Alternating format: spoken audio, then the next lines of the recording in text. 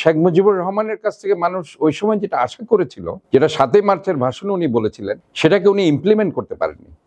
উনি 7ই মার্চের ভাষণে যদি বলে দিত যে আজকে থেকে স্বাধীন, সেটা উনি করেননি। সেখানে কিন্তু স্পষ্ট বলা আছে এরপরে গিয়ে উনি তাদের সাথে, পাকিস্তানিদের সাথে কম্প্রোমাইজ করার জন্য তখনও বৈঠকের পর বৈঠক করছিলেন।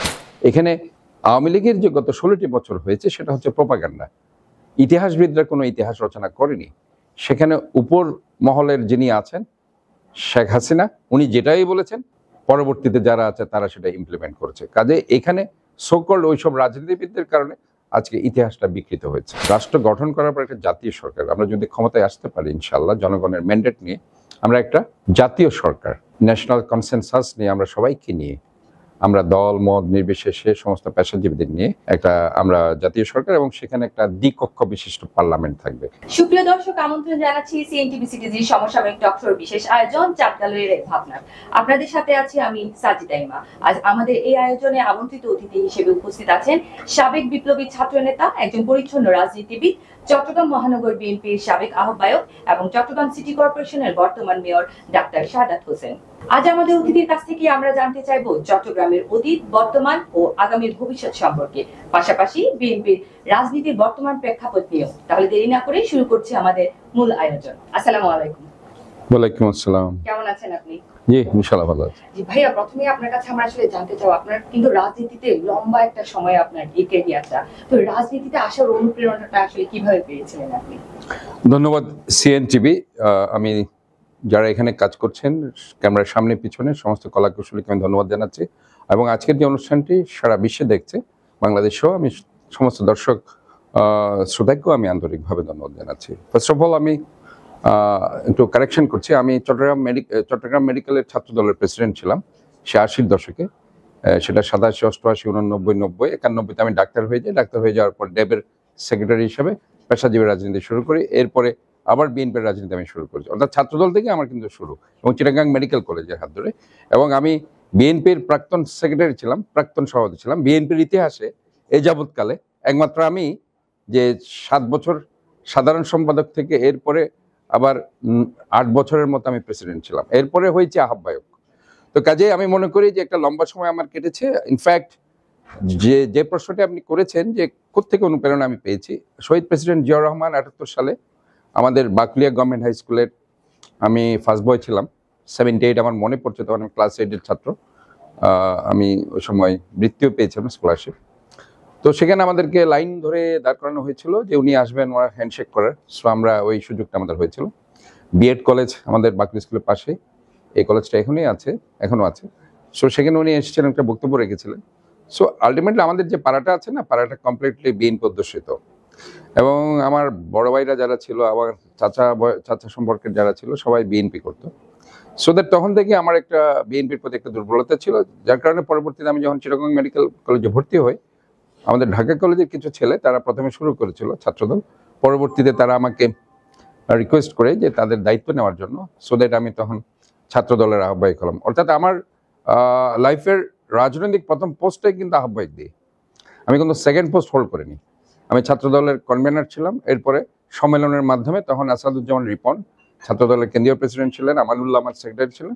ওই কমিটিরে আমি জাতীয়তাবাদী ছাত্রদল চট্টগ্রাম মেডিকেল কলেজ শাখার প্রেসিডেন্ট সম্মেলনের মাধ্যমে হয়েছে, এবং 91 সালে ডাক্তার হওয়ার পর সেই কমিটি ভেঙে দিয়ে নতুন কমিটি আমার করছে। কাজে এই যে একটা অনুপ্রেরণা, সেটা শহীদ প্রেসিডেন্ট জিয়াউর রহমান পরবর্তীতে গিয়ে আমাদের যারা ঢাকা কলেজের যারা ছাত্রদলের নেতারা, যারা সেই সময় খুব কষ্ট পাচ্ছিল ছাত্রদল ওপেন করতে গিয়ে, এবং তাদের অনুপ্রেরণা পরবর্তীতে আমাদের চট্টগ্রামের যে আজকে একজন বিজ্ঞ রাজনীতিবিদ, ওই সময়কার মহানগর বিএনপির সভাপতি আব্দুল্লাহ আল নোমান পরবর্তীতে আমাকে অনুপ্রাণিত করে, এবং আলটিমেটলি গিয়ে উনি আমার কমিটিটা করে দেওয়ার জন্য যথেষ্ট সহায়ক ভূমিকা রেখেছেন।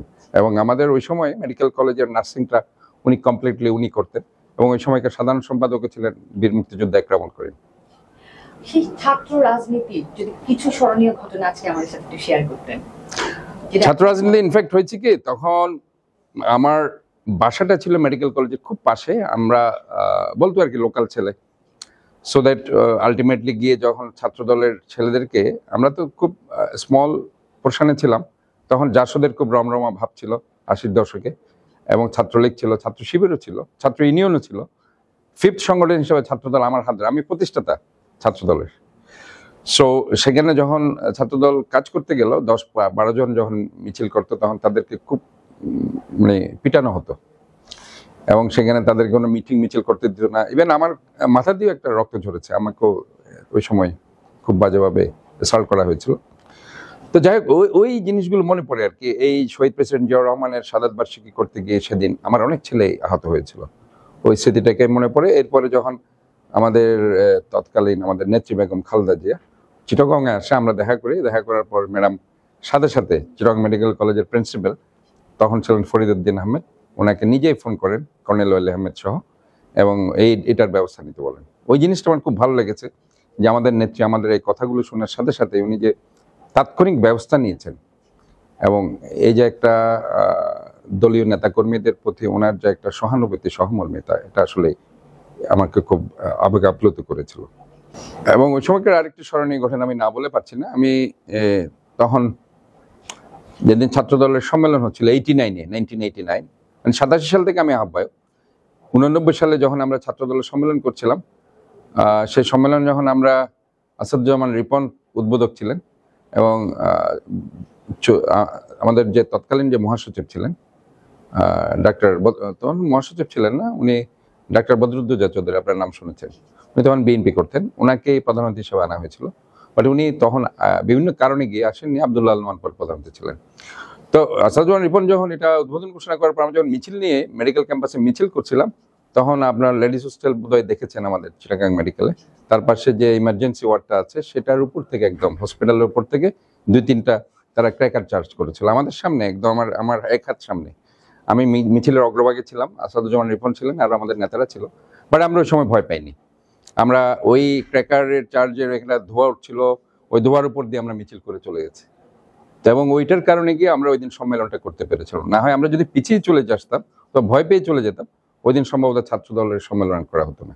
কাজে ওই জিনিসটা আমার মনে পড়ছে। এবং ইভেন ওই সময় চট্টগ্রাম আমি ফার্স্ট ব্যান্ড শিল্প, যেটা চাইম নাম শুনেছেন, ফিডব্যাক চাইম, ওই সময় আমি ওই যে নবীন বরণে তাদেরকে এনেছিলাম। আমি তো ফার্স্ট টাইম যে নবীন বরণে, তখন একটাই রেস্টুরেন্ট, দুটো চাইনিজ রেস্টুরেন্ট ছিল চট্টগ্রামে, একটা থুংফাং আর একটা রেড ড্রাগন। ওই রেড ড্রাগন রেস্টুরেন্টের সমস্ত স্টুডেন্টদের আমরা আপ্যায়ন করেছিলাম। সো ওই স্মৃতিগুলি মনে পড়ে আর কি, এগুলো মনে পড়ে। মনে হয় যে ওই স্মৃতিগুলো এখনো মনে হচ্ছে যে চোখের সামনে ভাসছে। আমাদের সেই মেজর জিয়ার, যার অনুপ্রেরণায় মূলত আপনার এই ছাত্র রাজনীতি বা রাজনীতিতে আসা, এখন একটু মেজর জিয়ার সেই ঐতিহাসিক স্বাধীনতা ঘোষণার বিষয় নিয়ে একটু জানতে চাইবো আপনার কাছে আমি।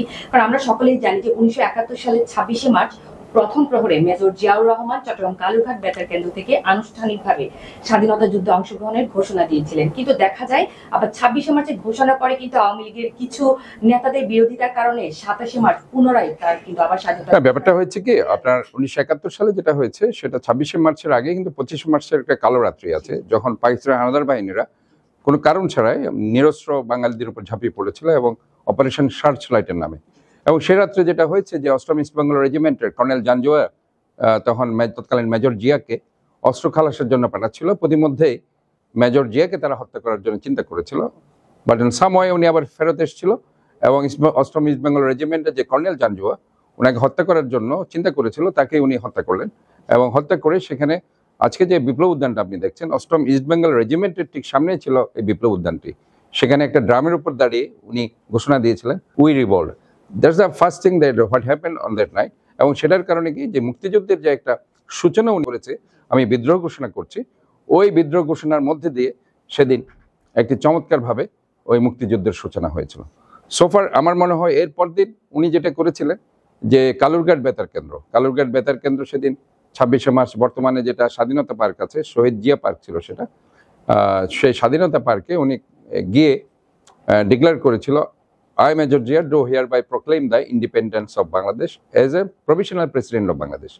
কারণ ওনাকে যদি একটা ডিক্লারেশন করতে হয়, প্রভিশনাল প্রেসিডেন্ট হিসেবে কিন্তু ডিক্লারেশনটা করতে হবে, সো দ্যাট ওই কথাটা কিন্তু এখানে এসেছে। এবং বাংলাতে যেটা দাঁড়াচ্ছে, আমি মেজর জিয়া স্বাধীনতার ঘোষণা করছি।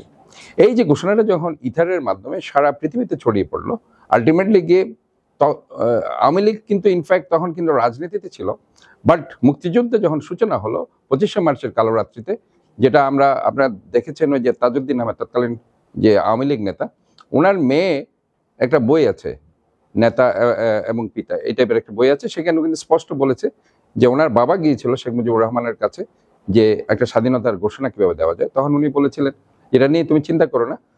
এবং ওনার গিন্নিকে উনি বলছিল যে তুমি ব্যাগটু গুছিয়ে রাখো, একটু পরে এরা আসবে আমাকে নিতে। এরা বলতে তারা পাকিস্তানি হানাদার বাহিনীর ওনাকে নিতে, অর্থাৎ উনি নিজে আত্মসমর্পণ করে 25শে মার্চের কালো রাত্রিতে সেখানে উনি পাকিস্তানে চলে গিয়েছিলেন।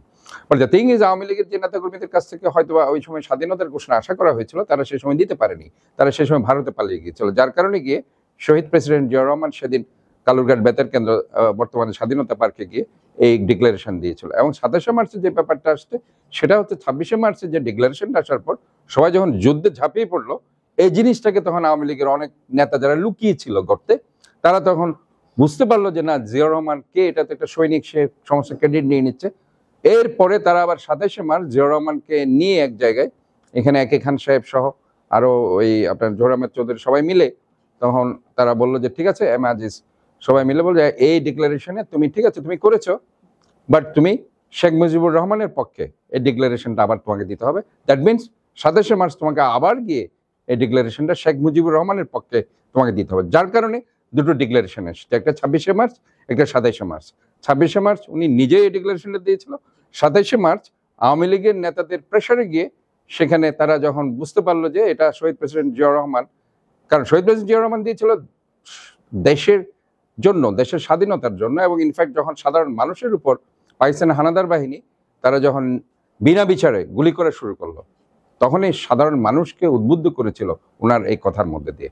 বাট 27শে মার্চ যেটা আওয়ামী লীগের প্রেশারে গিয়ে সেটা তখন শেখ মুজিবুর রহমানের পক্ষে দেওয়ার জন্য ওটা আবার উনি ডিক্লারেশন করেছিল। এই জন্য দুটো ডিক্লারেশন ইতিহাসে এসেছে।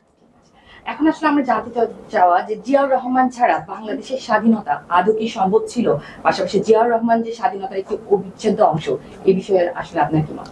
দেখুন, আমরা কাউকে খাটো করতে চাই না।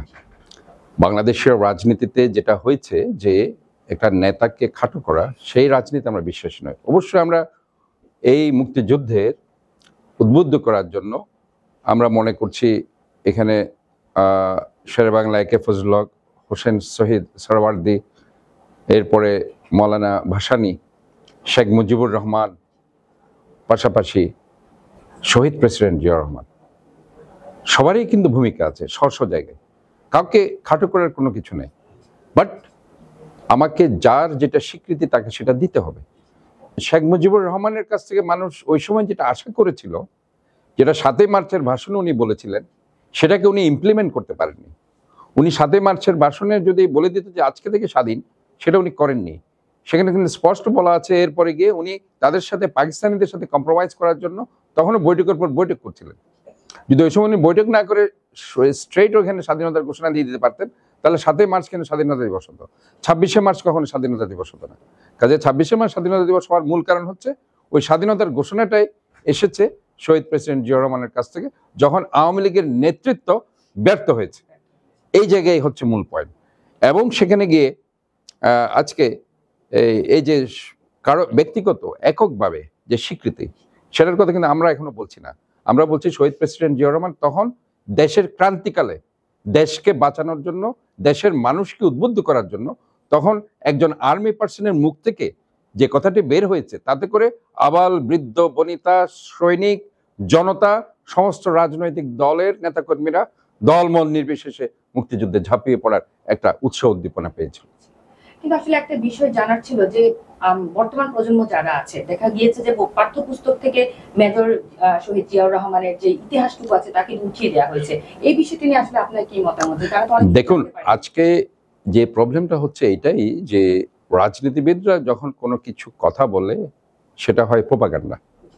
সো কল্ড রাজনীতিবিদ, সব রাজনীতিবিদ নয়, যারা মিথ্যার আশ্রয় নিয়ে রাজনীতি করে। আর যখন ইতিহাসবিদরা কোনো ইতিহাস রচনা করে, সেটা হচ্ছে প্রকৃত ইতিহাস। এখানে আওয়ামী লীগের যে গত 16টি বছর হয়েছে সেটা হচ্ছে প্রোপাগান্ডা। ইতিহাসবিদরা কোনো ইতিহাস রচনা করেনি। সেখানে উপর মহলের যিনি আছেন শেখ হাসিনা, উনি যেটাই বলেছেন, পরবর্তীতে যারা আছে তারা সেটা ইমপ্লিমেন্ট করেছে। কাজে এখানে সোকল্ড ওইসব রাজনীতিবিদদের কারণে আজকে ইতিহাসটা বিকৃত হয়েছে। তাহলে আমরা নতুন প্রজন্মের কাছে খুব সহজে কিভাবে মেজর জিয়াউর রহমানের ইতিহাস বা স্বাধীনতার ইতিহাসটাকে আসলে তুলে ধরতে পারি? আমরা চট্টগ্রামে যেটা করছি, আপনারা জানেন, আমি মেয়র হওয়ার পরে প্রথম দিনেই যে বিপ্লব উদ্যানটি আছে সেটাকে আওয়ামী লীগের আগের যারা মেয়র ছিল, কর্মকর্তারা ছিল, তারা সেটা কমার্শিয়ালাইজেশন করার জন্য মূল যে জায়গাটি আছে সেটাতে তারা কিছু স্থাপনা করেছিল। আমি গিয়ে সেটা ভেঙে দিয়েছি এবং আমি বিপ্লব উদ্যান আমি আপনাদেরকে আশ্বস্ত করতে চাই, শহীদ প্রেসিডেন্ট জিয়াউর রহমান কোন পটভূমিতে সেখানে আই রিভোল্ট বলেছিল সেই কথাগুলো নেক্সট জেনারেশনের জন্য লেখা থাকবে, যাতে করে পরবর্তী প্রজন্ম আমাদেরকে ভুল বুঝতে না পারে, তারা যাতে সত্য ইতিহাসটা সেখানে বুঝতে পারে, জানতে পারে। এবং আরেকটা বৌদ্ধভূমি আমাদের কুলসিতে আছে, সেখানেও 14ই ডিসেম্বর আমাদের যে মেধাবী সন্তানদের হত্যা করা হয়েছিল, চট্টগ্রাম থেকে যাদেরকে হত্যাকাণ্ডের শিকার করা হয়েছে, যারা শহীদ হয়েছিল, তাদের ওইখানে স্মৃতিফলকে সে নামগুলো আমি সংরক্ষণ করছি এবং আলটিমেটলি সেটা আমি করবো ইনশাল্লাহ। কাজে আমি মনে করি যার যে অবদান, যার যে স্বীকৃতি, অবশ্যই চট্টগ্রাম সিটি কর্পোরেশন মেয়র হিসেবে চট্টগ্রামে যেখানে যেখানে শহীদ প্রেসিডেন্ট জিয়াউর রহমানের স্থাপনা আছে, জিয়া জাদুঘর আছে, বিপ্লব উদ্যান আছে, স্বাধীনতা পার্ক আছে, প্রতিটি জায়গায় সেখানে অবশ্যই লেখা থাকবে। এবং আমরা এটাও মনে করি যে অন্য কোনো মুক্তিযোদ্ধা কিংবা অন্য কোনো দলেরও মুক্তিযোদ্ধাদের যদি কোনো অবদান থাকে কোনো জায়গায় চট্টগ্রামে, সেটাও কিন্তু সঠিকভাবে লেখা থাকবে। আমি চাই না যে ইতিহাস বিকৃত হোক, নেক্সট জেনারেশন যাতে সঠিক ইতিহাসটা জানতে পারে এবং তারা বলতে পারে যে এই মেয়রের মাধ্যমে আমরা একটা সঠিক ইতিহাস জানতে পেরেছি। অনেক ভালো একটি উদ্যোগ। তো এখন জানতে চাওয়া যে 26শে মার্চ স্বাধীনতা দিবস উপলক্ষে মেজর জিয়াউর রহমানের স্বাধীনতা ঘোষণা ইতিহাস নিয়ে আমরা একটা টেলিফিল্ম বা একটা নাট্যচিত্র বানাতে চাচ্ছি, এই বিষয়ে নিয়ে আসলে আপনার কোনো মতামত আছে? ইটস ভেরি ইম্পর্টেন্ট, এটা আসলে খুব করা উচিত ছিল আগে থেকে, বাট দ্য থিং ইজ এটা হয়নি। বাট আমি মনে করছি আপনারা এই উদ্যোগটা নিচ্ছেন, আমি আপনাদেরকে অভিনন্দন জানাচ্ছি, শুভেচ্ছা জানাচ্ছি। আপনাদের এই কর্মযজ্ঞটি যাতে সাকসেসফুলি সবাই গ্রহণ করতে পারে এবং সেটা যাতে তথ্য নির্ভর হয় এবং সেটা যাতে দল মত নির্বিশেষে সবার উপরে এই জিনিসটা যাতে একটা নিউট্রালিটির জায়গায় থাকে, সেটা আমি আশা করব। এখন আসলে আপনার কাছে আমার একটু জানতে চাওয়া যে তারেক রহমানের দেয়া 31 দফা জনগণের সামনে আপনারা আসলে কতটুকু উপস্থাপন করতে পেরেছেন, এই বিষয়টা নিয়ে যদি আমাদেরকে একটু জানাতেন। দেখুন, এই যে 31 দফার যে ভূমিকা এবং সেটার যে বাস্তবায়নের ব্যাপারটা আপনি বলছেন, তার আগে শহীদ প্রেসিডেন্ট জিয়াউর রহমান যখন রাষ্ট্রনায়ক ছিলেন, উনি একটা 20 শালা পরিকল্পনা গ্রহণ করেছিলেন। এই 20 শালা পরিকল্পনার মাধ্যমে শহীদ প্রেসিডেন্ট জিয়াউর রহমান শহীদ হওয়ার পর সেই 20 শালা পরিকল্পনাকে ইমপ্লিমেন্ট করেছিল কে? মালয়েশিয়ার মাহাতির মোহাম্মদ। উনি শহীদ প্রেসিডেন্ট জিয়াউর রহমানের সাথে খুব ভালো সম্পর্ক ছিল, ওনার কর্ম পরিকল্পনা উনি জানতেন। উনি যেহেতু মৃত্যুবরণ করার পর যেটা আমরা করতে পারিনি বিভিন্ন কারণে, সেটা কিন্তু মাহাতির মোহাম্মদ মালয়েশিয়াতে সেখানে একটা একটা জায়গা আছে, সেখানে একটা 2020 টাওয়ারও আছে। 20 শালা পরিকল্পনা ওটা গ্রহণ করে মালয়েশিয়াকে উনি একটা আধুনিক মালয়েশিয়াতে পরিণত করেছিলেন।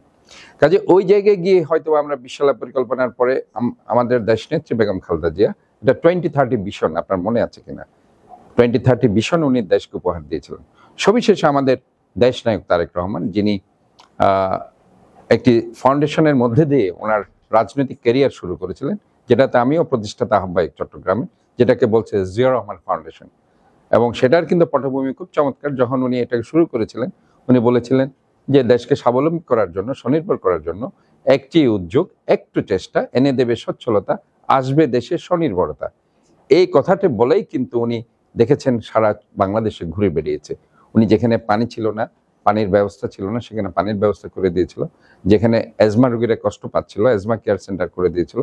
যেখানে খামার ছিল না, সেখানে উনি খামারের ব্যবস্থা করেছে। আমরা ওনার সাথে ঘুরেছি চকরিয়া, কক্সবাজার, বিভিন্ন প্রত্যন্ত, রংপুর, দিনাজপুর প্রত্যন্ত অঞ্চলে, যেখানে উনি এই কাজগুলো করেছেন। কাজে এবং অনেক মেধাবী ছেলেদের, গরিব মেধাবী ছেলেদের শিক্ষাবৃত্তির ব্যবস্থা করে দিয়েছিলেন, যেটা জিয়া রহমান ফাউন্ডেশনের মধ্যে দিয়ে। এবং সেখানে তখন মাত্র সদস্য ছিল 4টা ক্যাটাগরি, একজন ডাক্তার, আরেকটা ইঞ্জিনিয়ার, আরেকটা কৃষিবিদ, আর হচ্ছে এরপরে গিয়ে যোগ হয়েছে শিক্ষক এবং আইনজীবীরা। তো এই যে একটা কর্ম পরিকল্পনা ওনার, সেটার কিন্তু আজকের যে বাস্তবায়ন, যে 31 দফা উনি যে ডিক্লেয়ার করেছেন, শহীদ প্রেসিডেন্ট জিয়াউর রহমানের যে সুযোগ্য পুত্র এবং বেগম খালেদা জিয়ার সুযোগ্য পুত্র তারেক রহমান, আজকে এই 31 দফার মধ্যে দিয়ে একটা সুন্দর বাংলাদেশ গড়ার প্রত্যয় নিয়ে উনি 31 দফা করেছেন। এবং এটা একটা চমৎকার একটা পয়েন্ট, যেটা আমরা বলছি যে আজকে যেটা সংস্কারের কথা আসছে, যে আমরা স্পষ্ট বলে দিয়েছি আমরা রাষ্ট্র গঠন করার পর একটা জাতীয় সরকার, আমরা যদি ক্ষমতায় আসতে পারি ইনশাআল্লাহ জনগণের ম্যান্ডেট নিয়ে, আমরা একটা জাতীয় সরকার ন্যাশনাল কনসেনসাস নিয়ে, আমরা সবাইকে নিয়ে, আমরা দল মত নির্বিশেষে সমস্ত পেশাজীবীদের নিয়ে একটা আমরা জাতীয় সরকার, এবং সেখানে একটা দ্বিকক্ষ বিশিষ্ট পার্লামেন্ট থাকবে, যেখানে প্রায় 105 জনের মতো 100 জনের মতো সেখানে আপনার পেশাজীবীরা থাকবে, স্পেশালাইজড সেক্টরের লোকজন থাকবে এবং এক্সপার্টাইজ থাকবে, যারা দেশকে নিয়ে ভাবে, দেশের উন্নয়ন নিয়ে ভাবে, দেশের এথিক্স নিয়ে ভাববে, দেশের বিভিন্ন medical, engineering, as well as agricultures, garments, overall সব মিলিয়ে সোশ্যাল ইকোনমিক সব নিয়ে চিন্তা করবে। এই টাইপের কিছু স্পেশালিস্ট সেখানে রাখার চিন্তা ভাবনা আছে, এবং সেই জন্যই দ্বিকক্ষ বিশিষ্ট পার্লামেন্ট, এবং সেটাকে বলছে, সেটার মাধ্যমে উনি বলছে আমি একটা রেইনবো নেশন করতে চাই। স্পেকট্রাম আমরা দেখি, বর্ণালী 7টা রং স্পেকট্রামের, এই বর্ণালীর মধ্যে ওই 7টা রং মানে প্রত্যেকটা ধর্ম বর্ণ জাতিকে একসাথে গেতে, যেটাকে শহীদ প্রেসিডেন্ট জিয়াউর রহমানের বাংলাদেশি জাতীয়তাবাদ, সেই জায়গায় গিয়ে এটাকে আমরা বলছি যে একটা রেইনবো নেশন, যেটা তারেক রহমান উপহার দিতে চাচ্ছেন।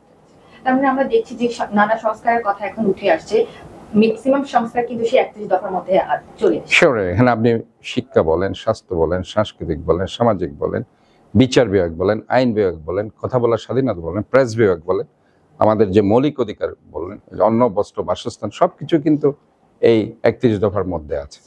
ঠিক আছে, জিয়াউর রহমান তো কোনো ব্যক্তি বা একক দলের না, জিয়াউর রহমান তো সকলের। কিন্তু এখন প্রশ্ন উঠছে জিয়াবাদ এবং মুজিববাদ এই সকল বিষয়গুলো আসলে থাকবে না, এই বিষয়টি নিয়ে আসলে আপনার কি মতামত? দেখুন, আমাকে হয়তোবা আপনি বিভিন্নভাবে টর্চার করতে পারেন, বিভিন্নভাবে অমানবিক নির্যাতন করে, কিন্তু আমি যেটা ধারণ করছি এই ধারণটাতে আপনি মুছে ফেলতে পারছেন না। ঠিক আছে, দেখুন এই যে 16 বছরে বিএনপির হাজার হাজার নেতাকর্মীর বিরুদ্ধে মামলা দেওয়া হয়েছে, লাখ লাখ নেতাকর্মীর বিরুদ্ধে, এবং 600-র অধিক নেতাকর্মীকে গুম করা হয়েছে, গুপ্ত হত্যা করা হয়েছে, বিচার বহির্ভূত হত্যা হয়েছে, নির্যাতন হয়েছে, মামলা হয়েছে। আমার বিরুদ্ধে প্রায় 120টার উপর মামলা, কাজে এরকম সারা বাংলাদেশে প্রায় 1 লক্ষ মামলা হয়েছে, 1 লক্ষ পরে গিয়ে 1,10,000 থেকে 20,000 মামলা। কাজে এই যে একটা ফেব্রিকেটেড গাইবি মামলা দিয়েও একজন বিএনপির নেতা কর্মীকে আওয়ামী লীগে যোগ দেওয়াতে পারেনি, এটাই হচ্ছে পয়েন্ট।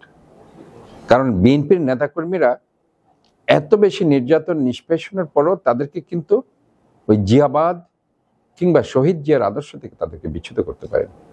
কাজে that's what I am thinking, যে এটাই হচ্ছে আমার যে সোল, আমার যে হৃদয় আমি ধারণ করছি, সেই ধারণ থেকে আপনি কোনোভাবে কাউকে বিচ্যুত করার আসলে ইনফ্যাক্ট যতক্ষণ না আমার সে আদর্শকে আপনি লালন করেন।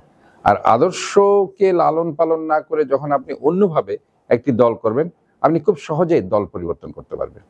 সেখানে আপনি কতক্ষণ জিয়াবাদ থেকে মুজিববাদও চলে যেতে পারেন, অথবা সমাজতান্ত্রিক দলও চলে যেতে পারেন, অথবা অন্য অন্য দলও চলে যেতে পারেন। কাজে আমার মনে হয় এই জিনিসগুলো হচ্ছে আদর্শের উপর নির্ভর করছে, এবং সেক্ষেত্রে আমি বলতে পারি যে শহীদ প্রেসিডেন্ট জিয়াউর রহমানের দলের সমস্ত নেতাকর্মীরা তারা কিন্তু সমস্ত নিষ্পেষণ নির্যাতনের পরেও তারা তাদের দল আদর্শ থেকে বিচ্যুত হয়নি। এখন আসলে আপনার কাছে আমার জানতে চাওয়া যে বিএনপির বর্তমান রাজনীতির প্রেক্ষাপট এবং ভবিষ্যতে জনগণের কাছে বিএনপিকে আসলে আপনারা কিভাবে তুলে ধরতে চাচ্ছেন? চমৎকার একটা প্রশ্ন।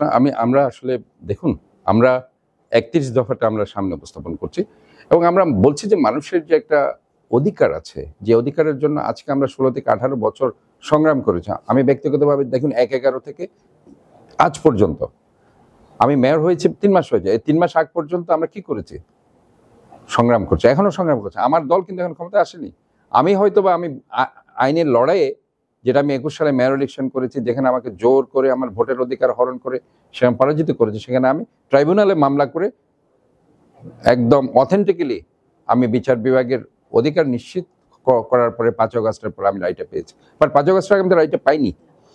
কাজে এই যে আমি পেয়েছি, কিন্তু আমার দলের তো আর কেউ পাইনি, দলের আর কেউ পাইনি, এবং এখনো কোনো ধরনের ভোটের অধিকার নিশ্চিত হয়নি, নির্বাচন যেহেতু হয়নি। কাজে ওই জায়গায় তো আমরা লড়াই করছি। আমরা মানুষের যে মৌলিক অধিকার, অন্ন বস্ত্র বাসস্থান, খাদ্য, চিকিৎসা, শিক্ষা, এগুলো প্লাস আমাদের যে গণতান্ত্রিক অধিকার, কথা বলার অধিকার, আইনের শাসন, মানবাধিকার, ভোটের অধিকার, বেঁচে থাকার অধিকার, এগুলো নিয়ে কিন্তু আমরা সংগ্রাম করছি গত 18টি বছর, এবং এখনো পর্যন্ত কিন্তু সঠিকভাবে এখনো একটা নির্বাচন হয়নি। এই নির্বাচনের জন্য কিন্তু এই সংস্কারগুলো চলছে, রাষ্ট্রকে পরিচালনা করার জন্য কিন্তু এই সংস্কার চলছে। সংস্কার ব্যাপার যদি আসে, এটা তিনটা ভাগে হতে পারে। একটা হচ্ছে প্রাইমারি, একটা সেকেন্ডারি, একটা টার্সিয়ারি স্টেজ। প্রাইমারি স্টেজের সংস্কার করে আপনি সহজে নির্বাচন দিতে পারেন। সেকেন্ডারি টার্সিয়ারি স্টেজের সংস্কারগুলো কিন্তু যে নির্বাচিত সরকার যেটি আসবে তাকেই করতে হবে। Otherwise you can't implement the all sorts of loss. আপনি হয়তো আইন করতে পারছেন, বাট আপনি কিন্তু ইমপ্লিমেন্ট করতে হলে আপনার একটা বৈধ সংসদ দরকার। এই বৈধ সংসদ যদি আপনার একটা সঠিক নির্বাচন আপনাকে দিতে হবে। আদারওয়াইজ আমি যতই আপনি আপনি তৈরি করেন না কেন, আপনি সেটা ইমপ্লিমেন্ট করতে পারবেন না। এখন আসলে জানতে চাওয়া যে নগর প্রধান বলি বা নগর পিতা বলি, তো চট্টগ্রামের মেয়র হিসেবে আপনি আসলে এই 3 মাসের মধ্যে চট্টগ্রামে কোন কোন সেক্টরে আসলে অসঙ্গতি লক্ষ্য করেছেন?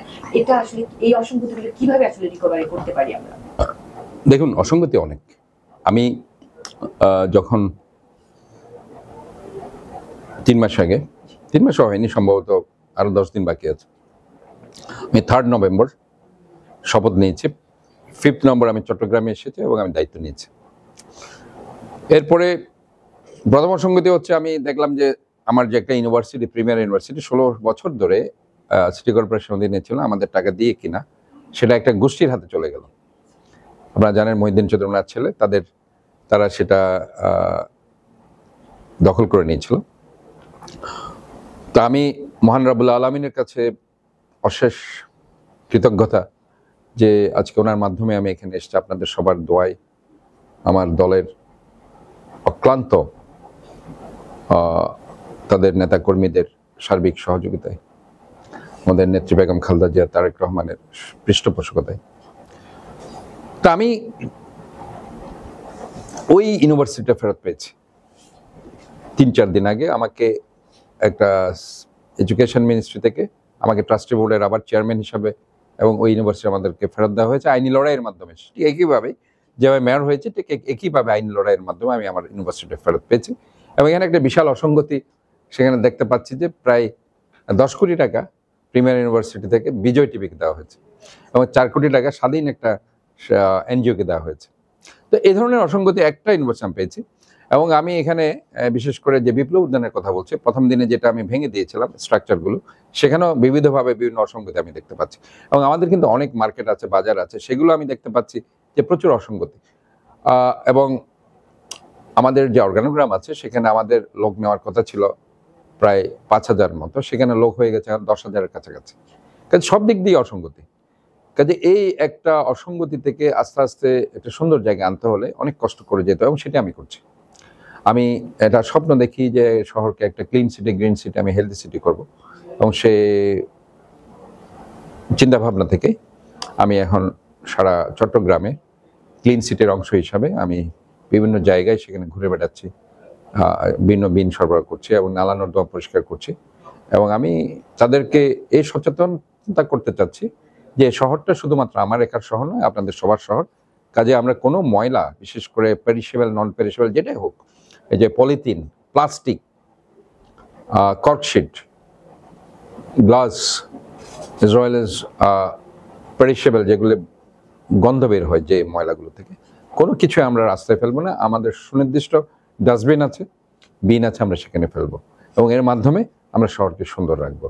কারণ এই শহর আমরা যেমন আছে, আমার বাবারাও ছিল, আমার বাচ্চারাও থাকবে।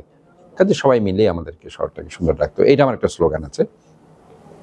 আর একটা গ্রিন সিটির অংশ হিসাবে আপনারা দেখেছেন যে শুধুমাত্র আমরা পথ চলার অংশ শুধুমাত্র সেটা গ্রিন করা হতো, সেখানে কিছু সুন্দর বনায়ন করা হতো। এখন আমি বলেছি যে আমার যে 41টা ওয়ার্ড আছে, প্রতিটি ওয়ার্ডে গ্রিন সিটি আওতাভুক্ত করতে হবে। এবং এইভাবে কিন্তু আমি টেন্ডার দিয়েছি, আপনারা খেয়াল করেছেন যে 400টি অ্যাপ্লিকেশন পড়েছে। কাজে আমি প্রত্যেকটা ওয়ার্ডকে সাজাতে চাই। এবং হেলদি সিটির অংশ হিসাবে আমি প্রত্যেকটা ওয়ার্ডে যে আমার একটা আরবান ডিসপেন্সারি, এগুলো সাজাতে চাচ্ছি। আমার যে মেমন হসপিটাল আছে, সেটা আমি ডেডিকেটেড ডেঙ্গু হসপিটাল করে দিয়েছি ইতিমধ্যে। আমি সেখানে চাইল্ড ম্যাটার্নাল ফ্যাসিলিটিস আরও ইনশিওর করছি এবং ইতিমধ্যে আমি ইনস্ট্রুমেন্টসও কিনে দিচ্ছি তাদেরকে। এবং আরেকটা জিনিস আমি করছি, আমার মেমন্টো হসপিটালকে, এটা একটা পাবলিক ডেডিকেটেড হসপিটাল, 0 টাকায়, 0 টাকায় তারা যাতে সেখানে চিকিৎসা নিতে পারে। আমাদের এখানে চট্টগ্রামে অনেকেই ইন্টারেস্টেড, সো আমরা তাদেরকে যুক্ত করে যে ডায়ালাইসিস বিনা টাকায় ডায়ালাইসিস করা, অথবা মায়েরা চিকিৎসা নেওয়া, বাচ্চারা চিকিৎসা নেওয়া, অথবা কোনো সার্জারি করা, সব মিলিয়ে আমি এই ধরনের একটা স্পেশালাইজড হসপিটাল বিনা টাকায় করার আমার একটা চিন্তা ভাবনা আছে সাধারণ মানুষের জন্য। কাজে এইভাবে আমি একটা শহরকে একটা হেলদি সিটির আওতায় আনতে চাই, যেসব অসহায় মানুষরা টাকার কারণে চিকিৎসা পাচ্ছে না, তাদের জন্য আমি কিছু একটা করতে চাই ইনশাআল্লাহ। অত্যন্ত ভালো উদ্যোগ। এখন একটু জানতে চাও, যেহেতু প্রিমিয়ার ইউনিভার্সিটির কথাটা একটু আগে আপনি বলেছেন, তো আমরা জানি যে চট্টগ্রাম কিন্তু বাণিজ্যিক নগরী, কিন্তু এখানে আমাদের চট্টগ্রামে বিশ্বমানের কোনো ইউনিভার্সিটি নেই। তো প্রিমিয়ার ইউনিভার্সিটিকে আমরা বিশ্বমানের কোনো ইউনিভার্সিটি হিসেবে রূপান্তর করতে পারি না? জি, আমাদের আসলে ইনফ্যাক্ট প্রিমিয়ার 3টা ক্যাম্পাস আছে। তো 3টা ক্যাম্পাসকে আমি চিন্তা করছি আর একটা বড় জায়গায় নিয়ে সেখানে যদি আমি স্থানান্তর করে একটা ইন্ডিপেন্ডেন্ট একটা ক্যাম্পাস করে দিতে পারি, তাহলে পরে আমাদের এই যে আপনি যে কথাটা বলছেন বিশ্বমানের, এদিক দিয়ে আমরা হয়তো এক ধাপ এগিয়ে যাব। চট্টগ্রামকে সাজানোর আরেকটি কথা আসলে বাদ পড়েছে, যেটা আমি কমিটমেন্ট করেছি যে 41টা ওয়ার্ডে 41টা খেলার মাঠ আমি করে দেব। এবং আসলে আমি যখন টার্ফের মাঠে খেলা দেখতে যাই, আমার মনটা খুব খারাপ হয়ে যায় যে গরিব ছেলেরা, নিম্ন মধ্যবিত্ত ছেলেরা কিন্তু সেখানে খেলতে পারছে না।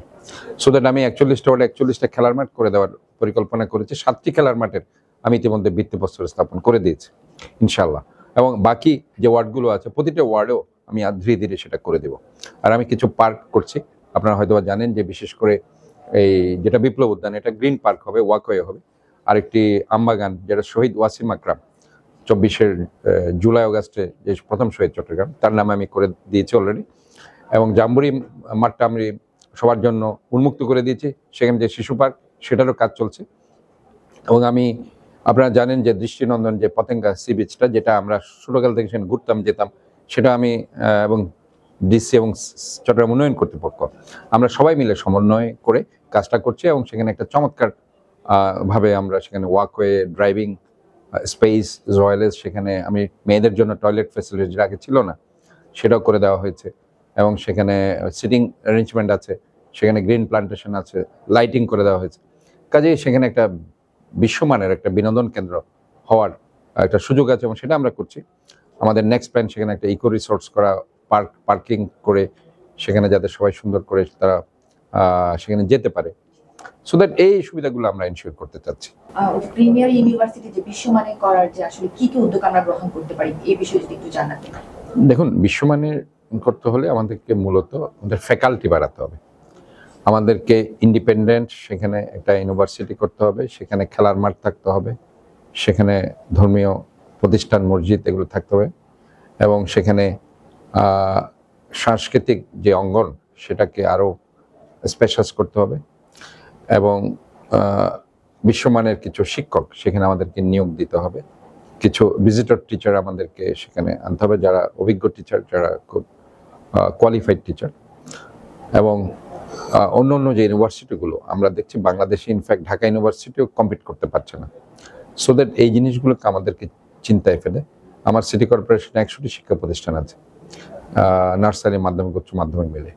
তো আমি চিন্তা করছি যে আমরা যদি এই প্রিমিয়ার ইউনিভার্সিটিকে আপগ্রেড করতে পারি, ফার্স্ট অফ অল একটা ইন্ডিপেন্ডেন্ট একটা জায়গা আমি যদি নিয়ে যেতে পারি, তাহলে পরে আমার যে বিশ্বমানের ইউনিভার্সিটি করার যে স্বপ্ন অথবা চিন্তা ভাবনা, সেটা আস্তে আস্তে সেটা আমি ইমপ্লিমেন্ট করতে পারবো। আমরা তো একটু আগে শুনলাম যে চট্টগ্রাম কিন্তু প্রায় 100টির মতো সিটি কর্পোরেশনের যে বিদ্যালয় বা শিক্ষা প্রতিষ্ঠানগুলো আছে, সেখানকার যে শিক্ষার্থীদের জন্য তাদের দক্ষতা বাড়ানোর জন্য কোনো নতুন পদক্ষেপ আপনারা গ্রহণ করছেন? জি, আপনি খুশি হবেন, আজকেই আমি একটা স্কুল হেলথ একটি প্রোগ্রাম আমি করছি সন্ধ্যায়, সমস্ত চাইল্ড স্পেশালিস্ট সেখানে থাকবে। আমি বলে দিয়েছি যে বাচ্চাদের যে স্কুলগুলো আছে সেখানে তারা গিয়ে স্বাস্থ্য পরীক্ষা করবে, তাদের সাইকোলজিক্যাল অ্যাসেসমেন্ট করবে।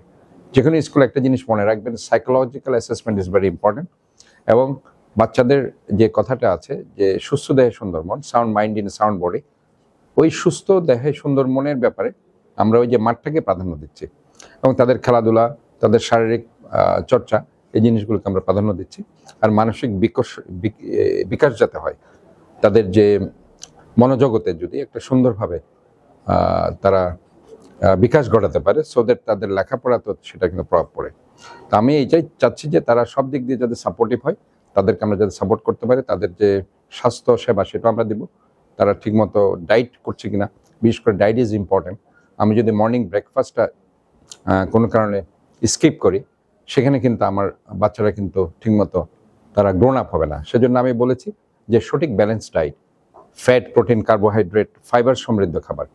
এবং একদম আমি বলেছি যদি তাদেরকে সকালে যদি আপনি কোনো কিছু দিতে না পারেন, 1 গ্লাস দুধ দেন, একটা ডিম দেন আর একটা কলা দেন, আদর্শ খাবার। সো দ্যাট এটা খুব সময় বেশি লাগে না খেতে, এবং আলটিমেটলি গিয়ে তারা সেখানে বোরিংও ফিল করে না এবং দ্রুত স্কুলে তারা আসতে পারে। কারণ স্কুলে কিন্তু তাদের প্রায় 5-6 ঘন্টা, 7 ঘন্টা, 8 ঘন্টা থাকতে হয়।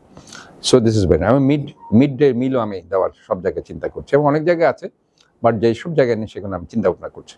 এটা কিন্তু অনেক ভালো উদ্যোগ হলো, কারণ আমরা খেয়াল করেছি কিছু মধ্যবিত্ত ফ্যামিলি বা যারা নিম্নবিত্ত আছে তারা কিন্তু লম্বা একটা সময় ধরে কিন্তু না খেয়ে থাকে স্কুলের মধ্যে। ওটা ভেরি ইম্পর্টেন্ট। খাওয়ার সাথে কিন্তু ব্রেইনের একটা সম্পর্ক আছে। আপনি যখন খাবেন না তখন ব্রেইন কিন্তু ঠিকমতো কাজ করবে না, এবং আপনার এই যে টিচাররা পড়াচ্ছে সেটা ধারণও করতে পারছেন না। সো দ্যাট আপনি যতই ব্রেইনি হন না কেন, আপনি যদি ধারণ করতে না পারেন, সো ওই ব্রেইনের কোনো কাজ আসবে না। এবং সাইকোলজিক্যাল অ্যাসেসমেন্টও ইম্পর্টেন্ট, যেটা আমি বলছি। অনেক দেখবেন যে ব্রিলিয়েন্ট বাচ্চা আছে কিন্তু দে আর ভেরি রেস্টলেস, তারা সাইকোলজিক্যালি ডেপ্রাইভ থাকে। বাট ওইটা যদি আমরা চিহ্নিত করে তাদেরকে যদি ঠিকমতো আমরা অ্যাসেসমেন্ট করে তাদের সাইকোলজিক্যাল সাপোর্ট দিতে পারি, দেখবেন যে তাদের কাছ থেকে অনেক কিছু আমরা আশা করতে পারি। ধন্যবাদ। আমরা আসলে আয়োজনের শেষ প্রান্তে চলে আসছি। সর্বশেষ আসলে জানতে চাওয়া যে ভবিষ্যৎ চট্টগ্রাম নিয়ে আসলে আপনার কি ভাবনা?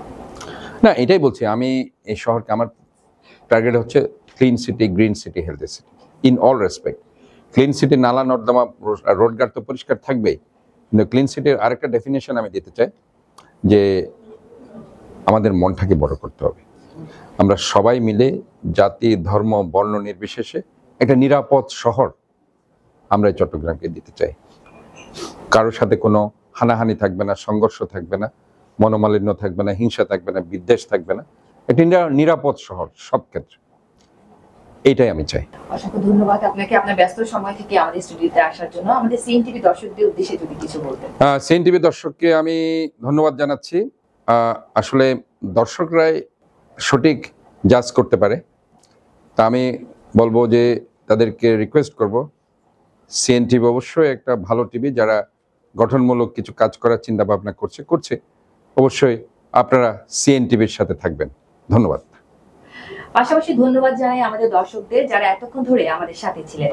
আবারও দেখা হবে চারটা নিয়ে ভাবনার নতুন কোনো পর্বে, বিশেষ কোনো অতিথিকে নিয়ে। ততক্ষণ পর্যন্ত সুস্থ থাকুন, ভালো থাকুন, অবশ্যই সিএনটিভি সিটিজির সাথেই থাকুন। ধন্যবাদ।